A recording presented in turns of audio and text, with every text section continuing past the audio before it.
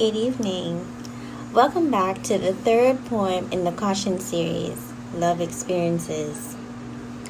The third poem in the Caution series is called Words. This poem is based off of the third and fourth line in the Caution poem. Be mindful the man that holds your words. He'll play them back with time. Words. Be sure the things you say to me. Be mindful you tie your tongue. Regret nothing in a wholesome way, for our time has just begun. Careful, babe, the sound you make, but please search my eyes. The form of tired words so deep, but are they telling lies? Remind me just where you stand, and I'll tell you where I've been.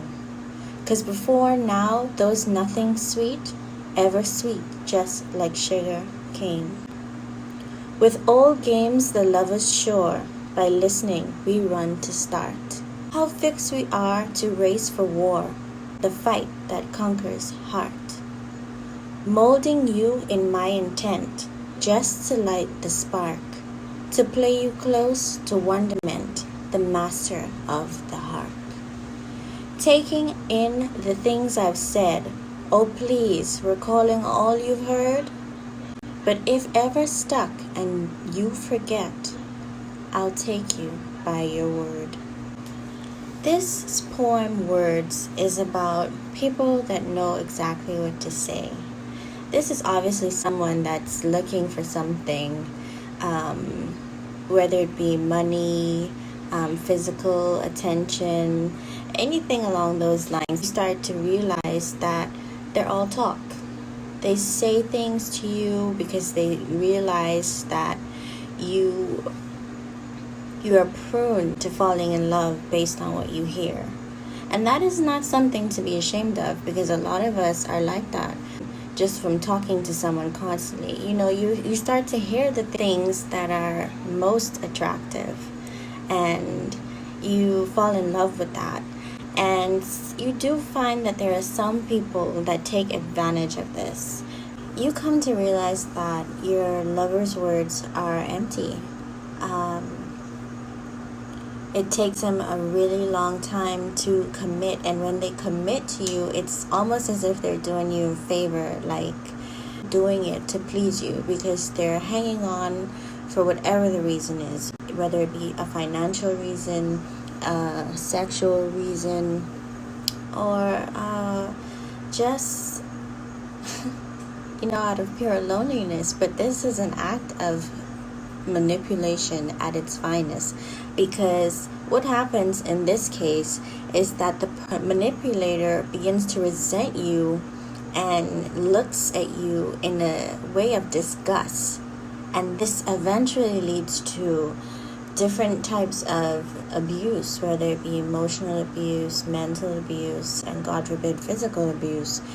Sometimes it can get that extreme in this case. And on the other end, as the person who is receiving this kind of love, you're in a state of confusion. You feel as if even though you're being heard, you wonder if you're actually being heard, because it seems so shallow. You may get what you want, but at what cost to you?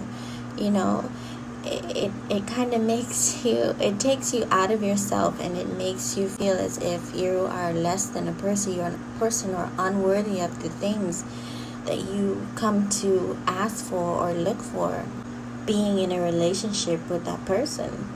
So it does run a toll on the relationship. This is a hard one to fix. This is more than just a conversation, because at this point communication is part of the problem. Okay, there needs to be a different type of communication.